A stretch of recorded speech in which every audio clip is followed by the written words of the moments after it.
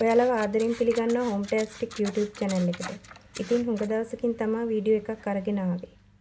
එක නිවාඩු දවසක් අප තුන්දෙනා කොහොමද උදේ සහ දවල් වරුව ගත කළේ කියලා තමයි අද ඔයාලට පෙන්වන්න හදන්නේ. ඉතින් මුලින්ම මම වෙරැන්ඩා එකෙන් පටන් ගත්තේ. වෙරැන්ඩා එකේ තමයි මගේ ගොඩක් ඉන්ඩෝර් ප්ලාන්ට්ස් තියලා තියෙන්නේ. මේවට ඉතින් අවුවත් හොඳට වැටෙනවා වෙරැන්ඩා එකේ නිසා. හැබැයි මේ මල් වලට වතුර යොදන්නේ මම සතියකට දෙපාරක් විතර. ඒකත් මේ වගේ ස්ප්‍රේ බොටල් එකකින්. ලොකු මල් පැල නෙමෙයි පුංචි පුංචි ඒවා තමයි මම ගොඩක් වෙලාවට තියලා තියෙන්නේ. ඒ වගේම මේවට ස්ප්‍රේ කරලා විතරක් මදි. ඒවයි තියෙන කොළ අපි සොෆ්ට් රෙදි කෑල්ලකින් හරි ටිෂු එකකින් හරි පියදාගත්තාම කොළවල ලස්සන ෂයින් එකක් එනවා. ඒ වගේම මෙයාලව වුණත් වැස්සක් වෙලාවට ඉඳ හිට තෙමෙන්න දාන්න ඕනේ. මොකද මෙයාලා වැහි වතුරටත් ගොඩක් කැමතියි. එතකොට එයාලව නිරෝගීව තියාගන්න පුළුවන්. ඉතින් ඒකම වෙරැන්ඩා එකේ අතු ගාලා අස් කරගෙන අපි සාලේ පොඩි පොඩි වැඩ වගේක් කරගත්තා. සාලේ මේ වගේ කාපට් එකක් තියෙනවා නම් සතියට වතාවක්වත් වැකියුම් යන්ත්‍රයක් තියෙනවා නම් ඒකෙන් ක්ලීන් කරගන්න. නැත්නම් හොඳට කොස්සක් හරි ඩස්ට්පෑන් එකත් එක්කගෙන පුංචි බ්‍රෂ් එකකින් හරි ක්ලීන් කරගන්න පුළුවන්.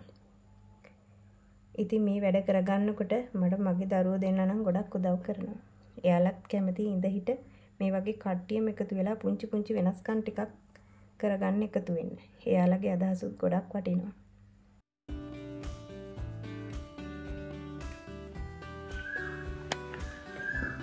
ඉතින් මේ තියෙන මගේ සෝෆා එක. මේක අවුරුදු 9ක් විතර ඇත්තටම පරණයි.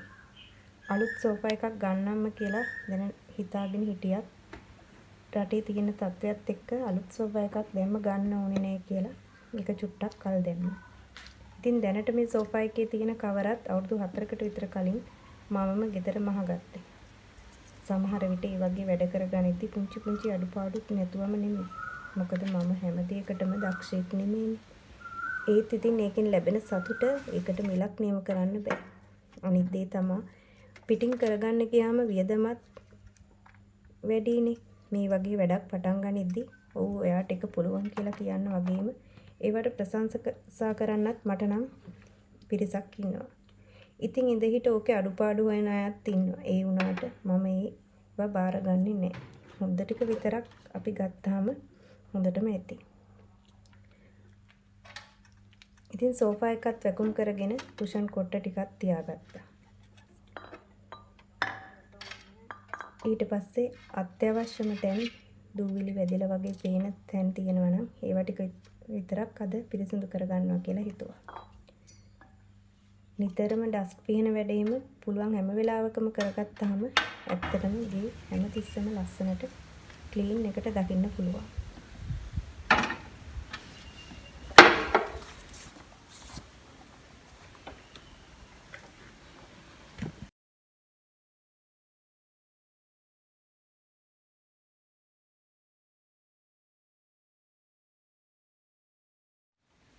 ඉතින් මේ තියෙන්නේ මගේ සෝෆා බෙඩ් එක. මේකත් ගොඩක් පරණයි. මේකටත් කවර් එකක් දාගන්නම් කියලා හිතුවට ඒකත් කරගන්න බැරි වුණ නිසා මල් ළඟ තිබුණ ටී-ෂර්ට් මහන්න ගෙනාව පරණ රෙද්දක්.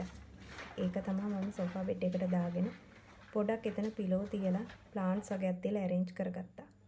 ඇත්තටම මෙතන මට පොතක් කියවන්න වගේම ටීවී බලන්නත් හරි පහසුයි මේ තැන. එතන ලස්සනට හදාගත්තා.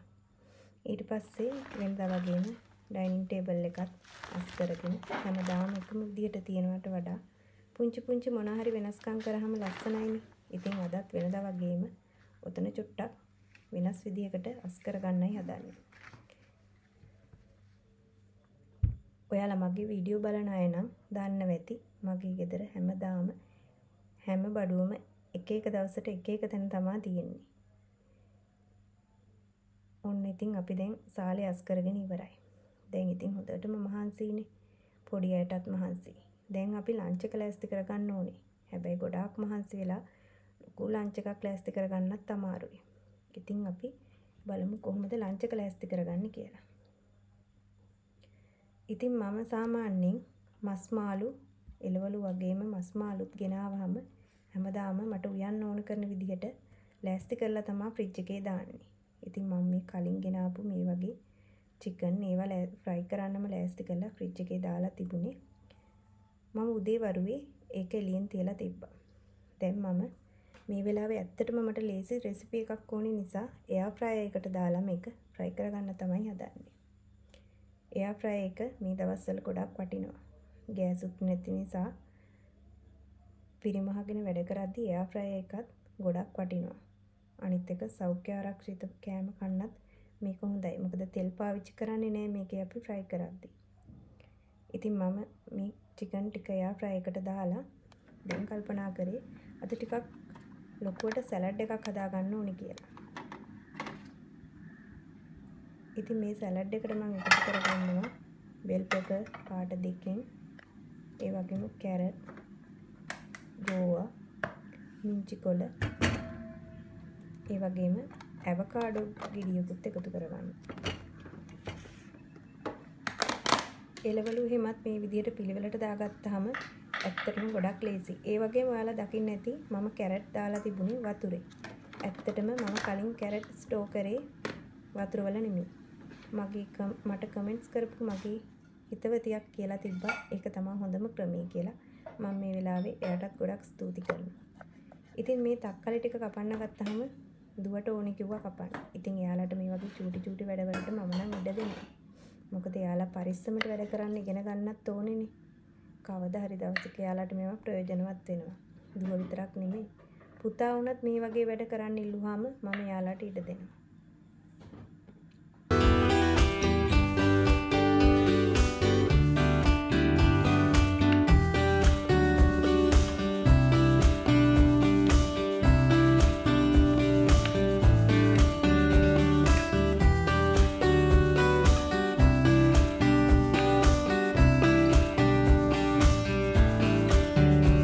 ඉතින් දුව තක්කාලි ටික කපන අතරේ මම අනිත් ඒවා ටික ලෑස්ති කරගත්තා.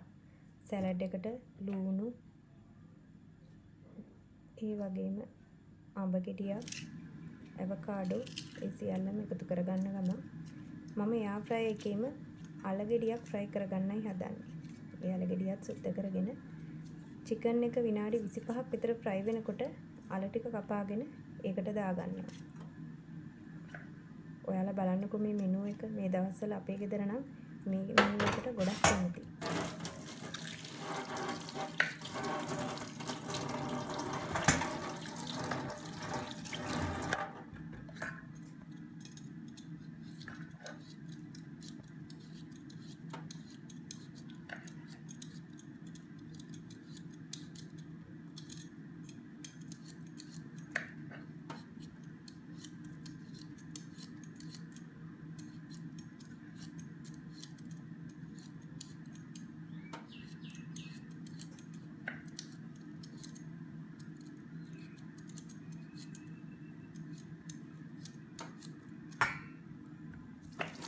ඉතින් මේ ගමන්ම ඔයාලට මට පුංචි දෙයක් කියන්නත් හිතුණා.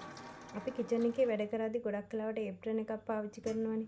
මට තිබ්බ ලොකු ගැටලුවක් තමයි ඒප්‍රන් එකේ පටි අපි පිටිපස්සට ගැට ගහගත්තාම ඔක ලෙහා ගන්න එක ඇත්තටම හරිම ගැටලුවක්. ඉතින් ටිකක් දිග පටියක් තියෙන ඒප්‍රන් එකක් නම් නැත්නම් ඔයා මහ ගන්නවා නම් පටිය චුට්ටක් දිගට මහ ගත්තා නම් අපිට ඒ පටිය ඉස්සරහට කරලා ගැට ගහ ගන්න පුළුවන්. ඔයාලා දකින්න ඇති මම ඒප්‍රන් එක ඇඳේ එහෙමයි. එතකොට ඇත්තටම හරිම ඉක්මනට ලේසියෙන් එක ගලව ගන්න පුළුවන්. කරදරයක් නෑ. ඉතින් ඔන්න ඔහොම සලාඩ් එක අපි කපා ගත්තා. ගෝවා, කැරට්, ඇවකාඩෝ, ටොමැටෝ, අනියන් මේ ටික ඔක්කොම දැන් කපා ගත්තා. මේ අල කපා ගන්න මම එයා ෆ්‍රයි එකට දාන්න. පොටේටෝ වෙට්ස් හදන්න තමයි මම හදන්නේ.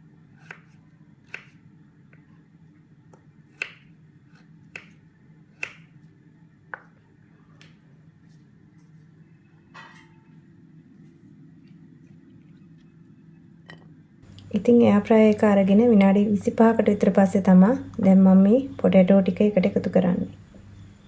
මේකට මම ලුණු, ඔයිල් කිසිම දෙයක් පාවිච්චි කරේ නෑ පොටේටෝ වලට. මේ විදිහට දාගන්නවා. විනාඩි 40ක් යනකොට චිකන් ටික ෆ්‍රයි වෙනවා. එතකොට පොටේටෝ ටිකක් ජානට එනවා. දැන් මම මේ කපාගත්ත ඔක්කොම ඉන්ග්‍රීඩියන්ට්ස් ටික මේකට දාගෙන ඒකට පෙපර් ටිකකුයි ඔලිව් ඔයිල් ටිකක් එකතු කරගන්න.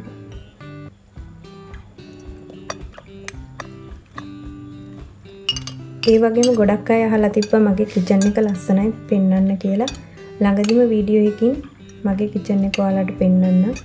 ඇත්තටම ගොඩාක් එහෙම නවීන පන්නේ ලස්සන එහෙම කිචන් එකකුත් නෙමෙයි. ඒත් පුළුවන් විදියට ලස්සනට පිළිවෙලට තියාගෙන ඉන්නයි උත්සාහ කරන්නේ. ඔයාලට වැදගත් වෙයි කියලා හිතලා ඉදිරි වීඩියෝ එකදී මම කිචන් එක ඔයාලට පෙන්වන්නම්.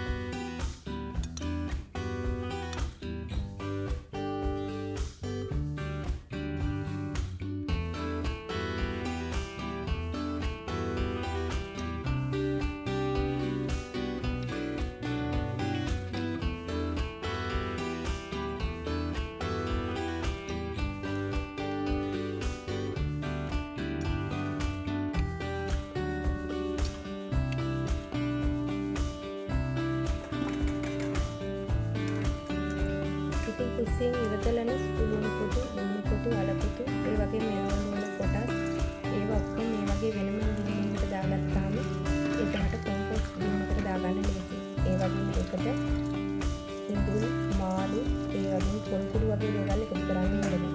එතකොට අපිට කොම්පෝස්ට් හදාගන්න අමාරු ගඳ ගහනවා.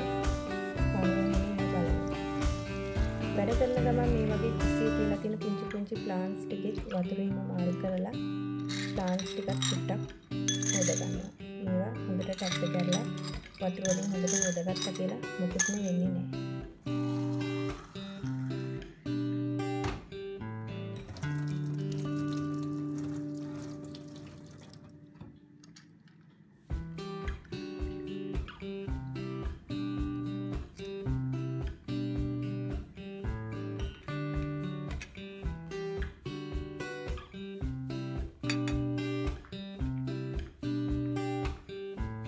ඉතින් කෑම මේසේ ඉඳලාම කෑමට ගමු කියලා පොඩි අයත් කැමති වුණා. ගොඩක් වෙලාවට අපි ඉතින් කෑම මේසෙදීම තමයි කෑම ගන්න.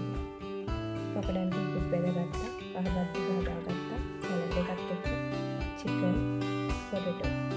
ඉතින් පොඩි අය තමයි මේ කෑම මේස arrange කරලා තියෙන්නේ. දැන් අපි බලමු අපේ චිකන් එක කොහොමද කියලා.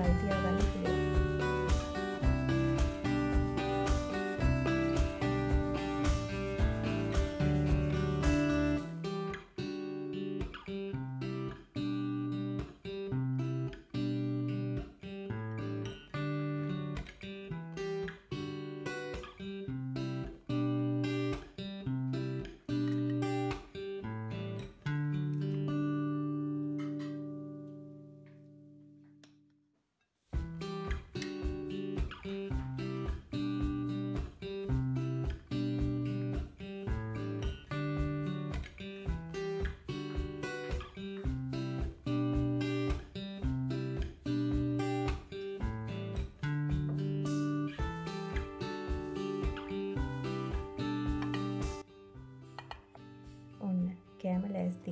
චිලි පේස්ට් එකකුත් හදිස්සියෙම හදාගත්තා. මම නම් කවදාවත් කඩෙන් චිලි පේස්ට් ගන්නේ නැහැ. ගෙදරම තමයි පුංචියට හදාගන්නේ. එවලට කන්න තමයි චිලි පේස්ට් ගොඩක් වෙලෙට මම හදාගන්නේ.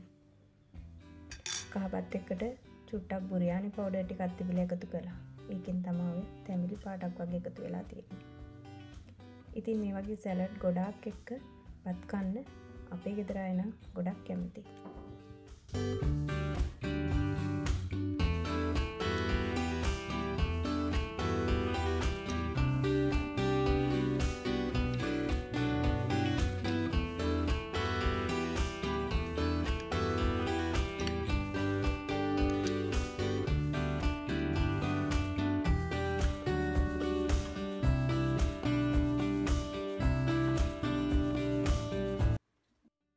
මං හිතනවා අද මගේ වීඩියෝ එකට ඔයාලා කැමති වෙන්නේ නැති කියලා. ඉදිරියටත් මම ලස්සන වීඩියෝ අරගෙන එන්න බලාගෙන ඉන්නවා. ඒ වගේම ඔයාලා මගේ වීඩියෝ එකට ලයික් කරන්න, මගේ channel එක subscribe කරන්න, ඒ වගේම ඔයාලා ආසනම් කමෙන්ට් එකක් දාන්න. මොකද මම ඔයාලගේ කමෙන්ට්ස් කියවන්න ගොඩක් ආසයි. ඉතින් අපි ආයෙත් හමු වෙමු ලස්සන වීඩියෝ එකකින් ඉක්මනටම.